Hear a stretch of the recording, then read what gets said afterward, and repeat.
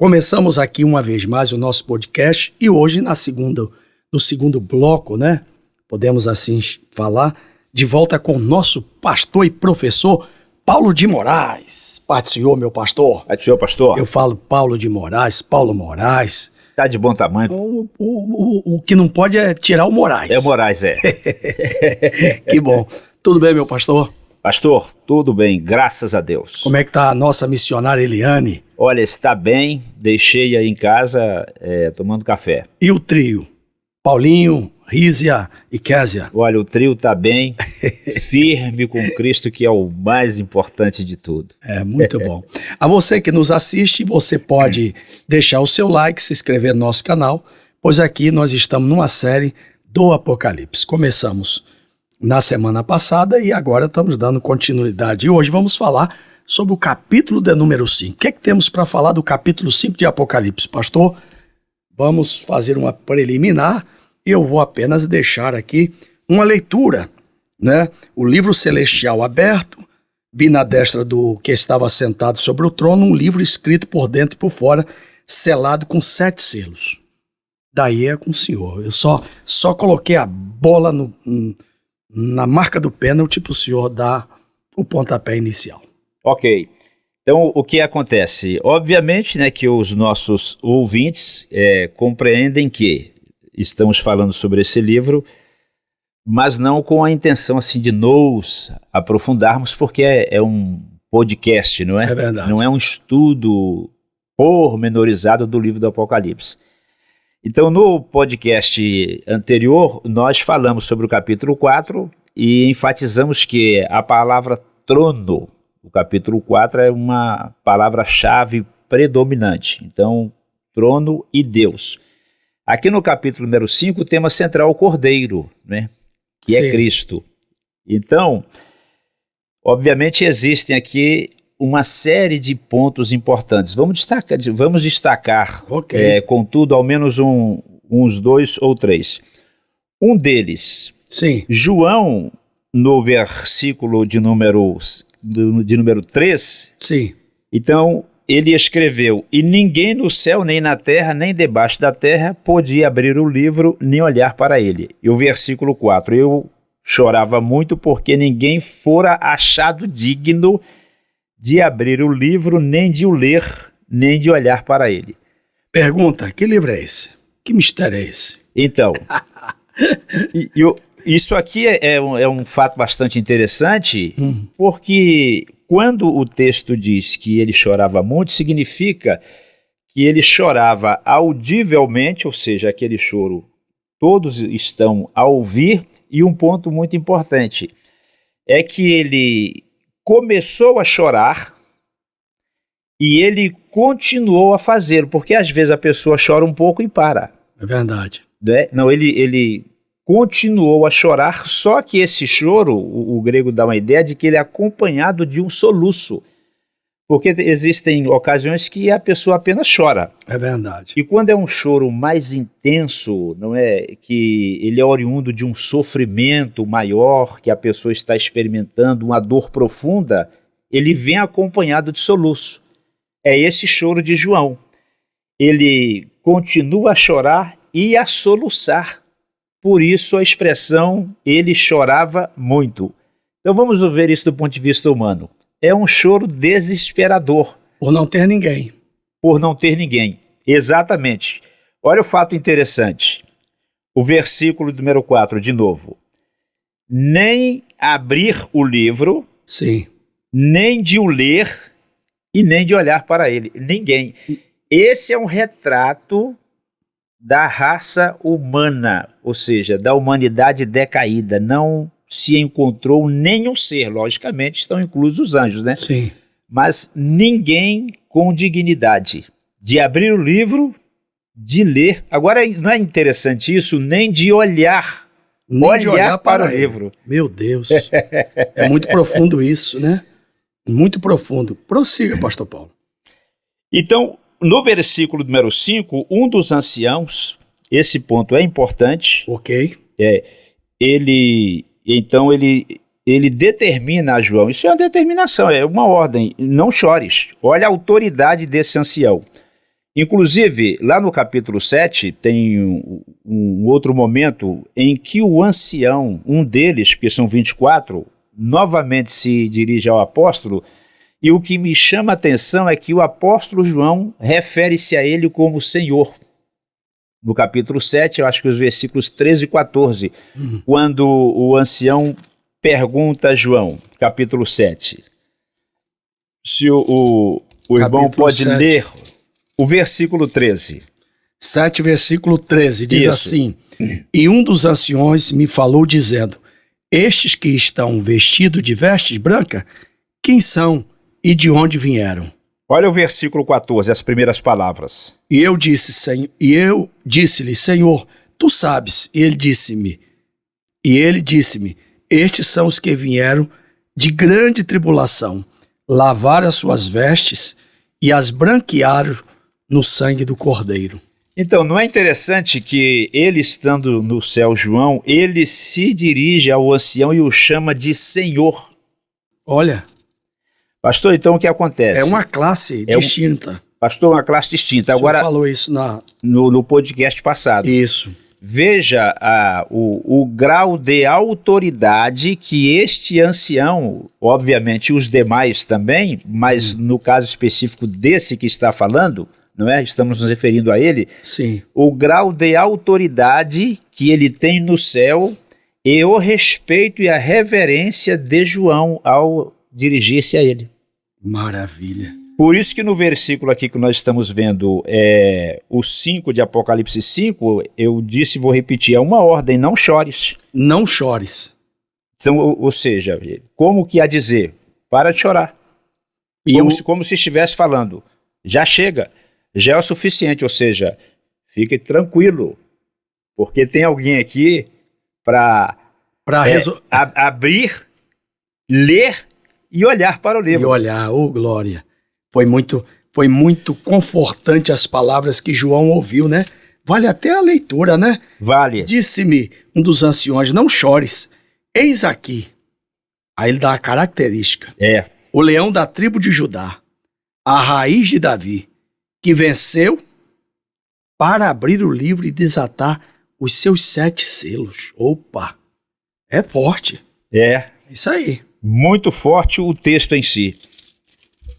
Pastor, olha a grandiosidade da pessoa do nosso Cristo. O Glória único ser em todo o universo com dignidade para abrir o livro, desatar os selos e etc. O único, ou seja, não fosse Cristo, tudo estaria irremediavelmente perdido. Se não fosse... Por isso que ele é o autor da salvação, quando Paulo diz lá em Hebreu, olhar para Jesus, o autor e consumador da salvação. Não é? Quando ele diz, eu sou o alfa e o ômega, ele diz, eu sou o princípio e o fim de todas as coisas. De todas as coisas. Glória a Deus. Exato. É muito bom isso. Então, olha como é interessante olhar o texto em si. Um comentário rápido aqui. Leão da tribo de Judá e raiz de Davi. Sim. Existe uma dificuldade de alguns expositores das escrituras sagradas. O senhor observa isso nos trabalhos desenvolvidos, né, elaborados e escritos dos grandes teólogos, professores de teologia, palestrantes de escatologia e etc., de diferenciar quando o texto está falando exclusivamente para Israel. Porque eles confundem Israel com a igreja e tem alguns até que não admitem a distinção entre uma e outra. O livro de Atos dos Apóstolos, por exemplo, Israel é mencionado 20 vezes e a igreja 19. Estou citando um exemplo. Sim. Como instituições completamente distintas entre si. Porque tem hora que alguns querem confundir. Aí é onde começam os problemas. Porque o que querem fazer?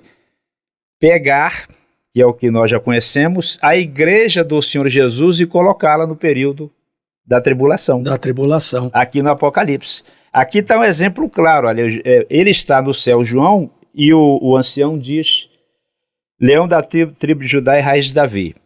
Isso aqui refere-se exclusivamente e especificamente ao relacionamento entre Cristo e o povo de Israel.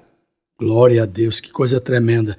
Agora prossegue aqui, quando ele diz, e olhei, e eis que estava no meio do trono, dos 4 animais viventes, entre os anciões, um cordeiro.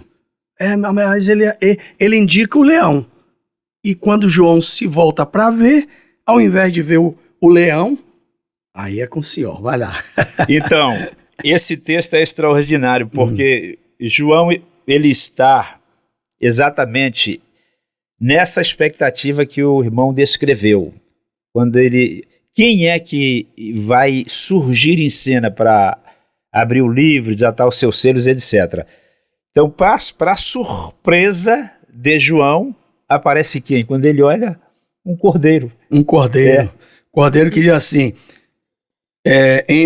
o cordeiro que havia sido morto tinha 7 pontas. Vou ler de novo. Eis aqui, eis que estava no meio do trono dos 4 animais viventes, entre os anciões, um cordeiro como havendo sido morto.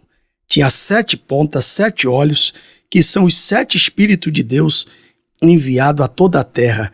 E veio, glória, tomou o livro da destra do que estava sentado no trono. Pois é. Agora é forte. Agora é forte. Porque, olha, o senhor tocou em um assunto aí, aparentemente, os que depois estarão nos ouvindo, né, através do podcast. Isso é um ponto importante. Talvez alguém pense, mas isso é uma coisa simples que o pastor Marcos comentou. Não. Por que não é simples? Eu vou dar uma explicação rápida. A palavra para cordeiro aqui é arnion, nesse texto, Sim, no livro do Apocalipse. E não é a palavra comum utilizada no grego para referir-se ao cordeiro. Esta palavra, ela é uma palavra diferente. Olha que fato interessante. Então, o que isto quer dizer? Ela aparece 29 vezes nesse livro, 28 para referir-se à pessoa de Cristo. Porém, por incrível que pareça, ela está mais ligada a características que Cristo tem do Cordeiro e não necessariamente ele como sendo literalmente o Cordeiro. E eu vou dar uma explicação rápida. Por quê? Ele não tem todas as características do Cordeiro. O Cordeiro, ele é um ser praticamente indefeso. certo. Ora, entender Cristo como ser indefeso, isto é uma heresia inadmissível. Verdade. Esse é o sentido da palavra cordeiro no livro do Apocalipse. E também isso também é um simbolismo, né? Sim. A figura do cordeiro e do leão, tanto na figura de linguagem, quanto ao simbolismo, né? Da natureza. Isso. Opa, chegamos. Esse que é o ponto, da natureza do cordeiro. Da obra expiatória. É, exatamente. É isso que eu O disse. cordeiro que morreu desde a fundação do mundo. Eita. Porque se a pessoa olhar para Cristo como algumas pessoas fazem, é só o cordeiro, mas se ela literalizar isto, o que ocorre, conforme eu disse, tem um exemplo.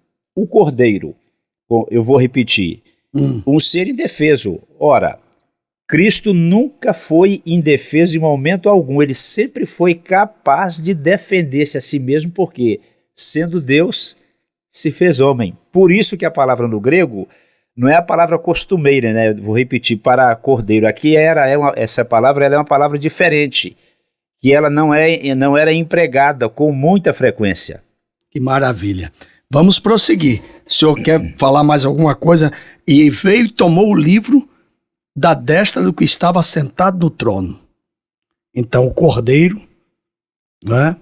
E no simbolismo pega o livro, aquele livro que era o motivo do choro do João. Isso. E porquanto João chorava e via que nem no céu, nem na terra, ninguém no céu, nem na terra, nem debaixo da terra podia abrir o livro nem olhar para ele. Sim. E aí ele chorava muito. E aí João, na visão contemplativa, vê o cordeiro que vai ao trono e pega o livro. Prosseguindo no versículo 8, senhor.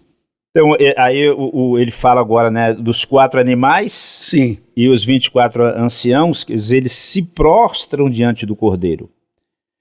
Eles tendo harpas, não é?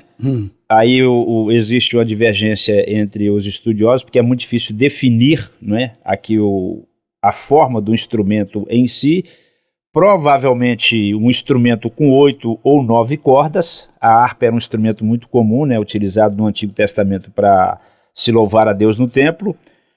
E as salvas de ouro cheias de incenso, que são as orações dos santos. Esse ponto é interessante, né? Glória a Deus. Agora, com os 4 animais e os 24 anciãos, eles é que estão ligados diretamente a isso. Quer dizer, os anjos que vêm recolher as ofertas dos santos, que é como incenso suave. Sim. Daí a gente vai para o Antigo Testamento, que uma das coisas que para adoração era o incenso sagrado, Sim. que era composto de astoraque, onixa e gálbano. Olha, menino sabido, rapaz. E essa composição do incenso sagrado era algo que tinha que ter o peso certo, né? Sim. A calibragem certa para que nada fosse fora da composição e ninguém podia usar esse incenso. Uma obra artesanal, né? Uma obra artesanal, que coisa. Nada no Antigo Testamento é por acaso, na verdade é sombra daquilo que o Novo Testamento iria esclarecer.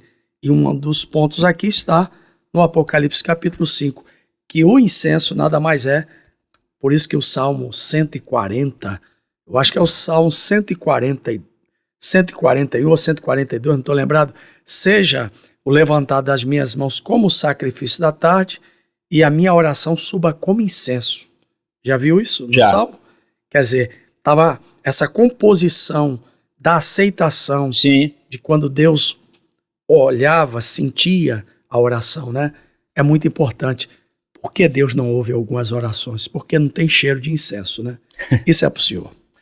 Então, um aspecto muito importante a ressaltar aqui, né, em relação a essas orações dos santos, compreende-se que, né, em linhas gerais, são as orações dos santos em sua totalidade, tal, em sua completude, mas, logicamente, pode-se compreender que tem os agradecimentos, as ações de graças, porque quando se fala em oração, existem pessoas que pensam apenas no aspecto da petição, né?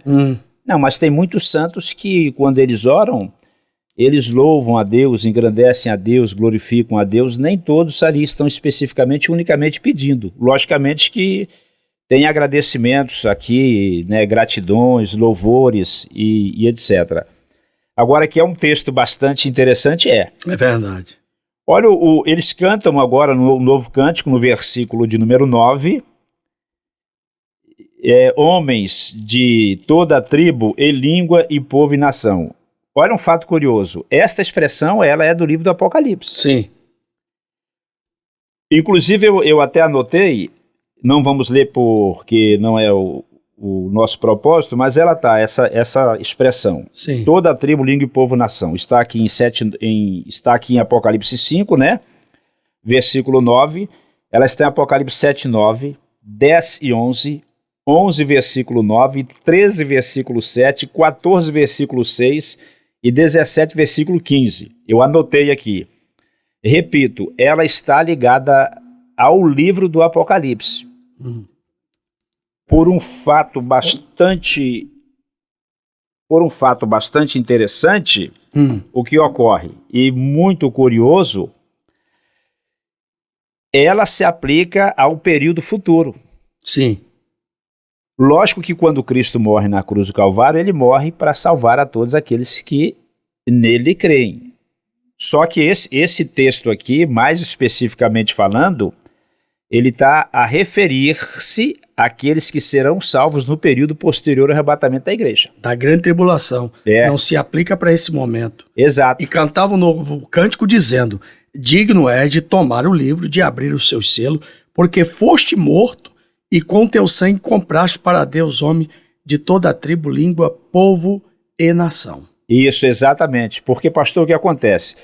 O livro, conforme a gente observa a partir do capítulo 6, ele se refere, correto, a acontecimentos a partir do momento em que Cristo começa a desatar os selos. Sim. Então, esse é o conteúdo do livro, está no próprio texto. Quando Certo. Cristo abre os selos, então o que está escrito no livro começa a cumprir-se. Então, o que está no livro do Apocalipse está inserido nos 7 selos, 7 taças e as 7 trombetas. Que nós vamos falar sobre isso. Sim. É muito lindo isso aqui.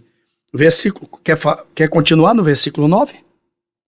Então vamos Para o 10? o 10. Para o nosso Deus o fizeste reis e sacerdote, e eles reinarão sobre a terra. Aqui fala do período milenar. Exatamente, que algumas pessoas insistem em negar que o milênio será um reino literal. E dizem que nós somos, inclusive, hereges, Sim. por acreditarmos que o milênio será o reino literal de Cristo na Terra, sendo que o milênio ele é prometido desde os dias do Antigo Testamento. Por exemplo, o profeta Isaías fala sobre o reino milenial claramente, o profeta Miqueias, para citar 2 exemplos. Sim. Então o reino milenial ele é prometido desde os dias do Antigo Testamento. A questão é que a pessoa quer analisar esse assunto, por exemplo, do reino milenial, só com base no que está em Apocalipse 20, porque lá a expressão 1000 anos aparece 5 vezes. Não, tem que se estudar esse assunto a partir do Antigo Testamento, onde ele é citado a primeira vez. E aí que também os TJs, os Testemunhos de Jeová, erram na questão da cronologia, porque eles atropelam o arrebatamento, Sim. a grande tribulação, e já querem que Cristo venha, já estabeleça o seu reino milenar, sem considerar uma ordem cronológica, não? Sim, exato. É dentro dessa ordem que nós estamos falando. Dentro dessa ordem. Porque para o nosso Deus o fizeste reis e sacerdote, e eles reinarão sobre a terra. E uma das promessas para uma igreja é: ao que vencer, receberá, não é, a capacidade de reinar e de julgar as nações. Não é isso? O vencedor. A igreja também estará nesse papel. Não é isso? Então, esse é um assunto que, na verdade, nós até poderemos conversar especificamente só sobre ele, porque esse assunto rende, hein? Como nós estamos só assim, conforme nós já dissemos, uma análise, digamos, por cima, superficial do texto, quer fechar e encerrar esse bloco? Ou estamos aí, quantos minutos? 22? 22? Pois é. Então vamos para 30 e a gente encerra, 8 minutos. Tá bom. Aí corta aí. Guardou aí? Sabe? Sim. Então vamos lá. Então, para o nosso Deus, o fizeste rei, sacerdote, e eles reinarão sobre a terra. Sim. Versículo 11. Versículo 11, pode ler. Olhei e ouvi a voz de muitos anjos ao redor do trono, e dos animais, dos anciões, era o número deles muitos milhões e milhares de milhares. Meu Deus, é muita gente, hein? É muita gente, é um número incontável. Com grande voz que dizia: digno é o cordeiro que foi morto,